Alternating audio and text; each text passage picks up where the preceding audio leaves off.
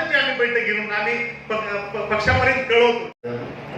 आम्हा सर्वांच्या वतीने तुमचं पहिल्यांदा या ठिकाणी हार्दिक स्वागत करतो आणि या ठिकाणी मी माझे प्रांताचे उपाध्यक्ष पक्षकर्त्यांना विनंती करतो की आपण जिल्ह्याच्या पत्रकार परिषदेला संबोधित करा.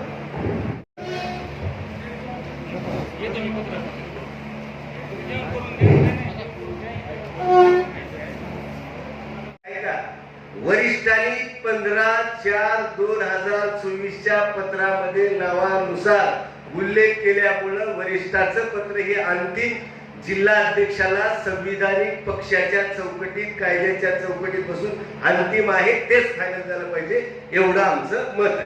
आज सर्व निष्ठावंत कार्यकर्ते अचानक ही पत्रकार परिषद बोलवण्याचं कारण काय? नमस्कार, मी नरेंद्र पाटील.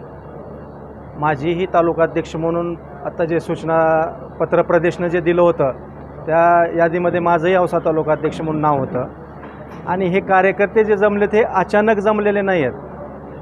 हे 8 महिन्यापासून जी कार्यकर्त्यांची हे खदखद आहे त्याला एकत्रित करण्याचं काम आज आम्ही सर्व नेत्यांच्या माध्यमातून केलं आणि हे कार्यकर्ते इथं जमले आणि आज त्यांनी त्यांचं इथं मनोगत व्यक्त केलं, संजय शेटे हटाव राष्ट्रवादी बचाव हा नारा घेऊन आज सगळे कार्यकर्ते इथं जमलेले आहेत. का हटाव? त्याचं कारण असं आहे की 15/4/2024ला सन्माननीय जयंत पाटील साहेबांच्या आदेशावरून आमच्या पक्षाचे सरचिटणीस रवींद्रजी पवार साहेब यांनी त्यांना संजय शेट्टेंना एक पत्र, संजय शेट्टे आणि 2 जिल्हा कार्याध्यक्ष रशीद शेख आणि बापूसाहेब पाटील यांना पत्र पाठवलं आणि त्यांनी सांगितलं की हे संबंधित जी यादी आहे ह्या यादीमधील तालुकाध्यक्षपदाचे कॅन्डिडेट डिक्लेअर करावं आणि तसा अहवाल प्रदेशला पाठवावा, त्याची ही यादी आहे. या यादीमध्ये आत्ताच आमचे कांबळे साहेबांनी सर्व नावं आपल्याला वाचून दाखवलेले आहेत. या यादीप्रमाणे आपण सगळे तालुकाध्यक्ष डिक्लेअर करून अहवाल प्रदेशला कळवावा असं ह्याच्यामध्ये लिहिलेलं आहे. परंतु त्यांनी तसं न करता त्यांच्या सोयीचे त्यांच्या आजूबाजूला फिरणाऱ्या कार्यकर्त्यांची नियुक्ती करून माननीय प्रदेशाध्यक्षाचा आदेश त्यांनी डावललेला आहे. त्या संदर्भामध्ये आम्ही हा बंड पकडला आहे. बरं, या पत्रकार परिषदेला वेळ झाला असं वाटत नाही. वेळ झाला असं म्हणता नाही, वेळ झाला असं म्हणता येणार नाही. कारण ज्यावेळी हा बदल संजय शेट्टींनी केला त्यावेळी लोकसभेच्या निवडणुका चालू होत्या आणि त्यावेळेला पक्षाकडे आपण अशी तक्रार करणं एक कार्यकर्ता म्हणून आम्हाला योग्य वाटलं नाही.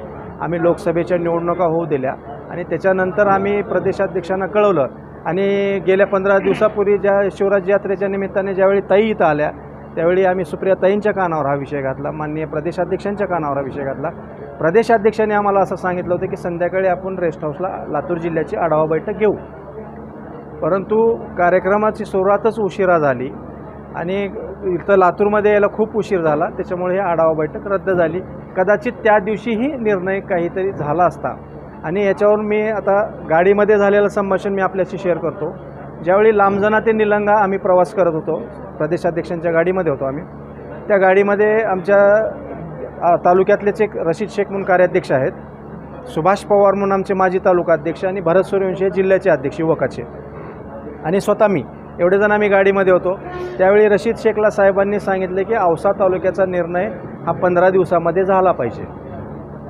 तर त्यावेळी रशीद शेखनी सांगितले की साहेब विधानसभा झाला तर अजिबात चालणार नाही, 15 दिवसामध्ये हा निर्णय झाला पाहिजे असं साहेबांनी आदेश दिला.